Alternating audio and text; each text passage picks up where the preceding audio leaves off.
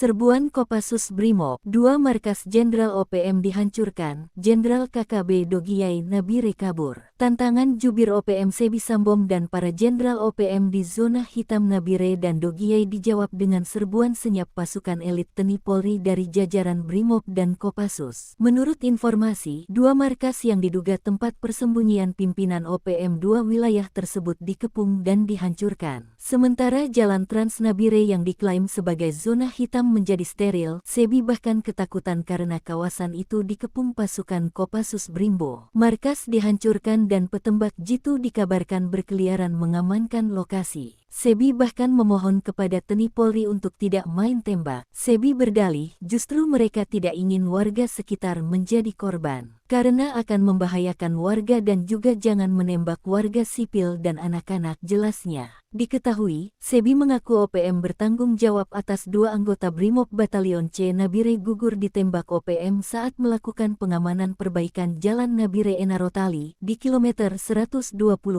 Distrik Siriwo, Kabupaten Nabire, Rabu 13/8 pagi sekitar pukul 9.15 waktu Indonesia Timur. Korban masing-masing Brigadir Arif Ardiansyah dan Bribda Nelson Wanaha. Keduanya terkena tembakan saat bertugas di lokasi. Menurut informasi pada Rabu tanggal 13 Agustus tahun 2025, KKB menyergap keduanya dan membawa kabur 2 pucuk senjata jenis AK Cina, 8 magazin amunisi, 1 buah rompi, serta 2 unit telepon genggam milik korban. Kasatgas Humas Ops Damai Cartens Kombes Pol Yusuf Sutejo saat dikonfirmasi mengatakan pihaknya masih mendalami kejadian tersebut. Sementara elit TNI Polri melakukan pengejaran terhadap pelaku. Bahkan 2 markas OPM sudah dihancurkan. Tokoh pemuda Papua, Ketua Generasi Garuda Sakti Indonesia Absolam Krewei Yariseto mengatakan, mendukung penuh penindakan terhadap OPM karena bukan hanya menembak aparat tetap warga sipil.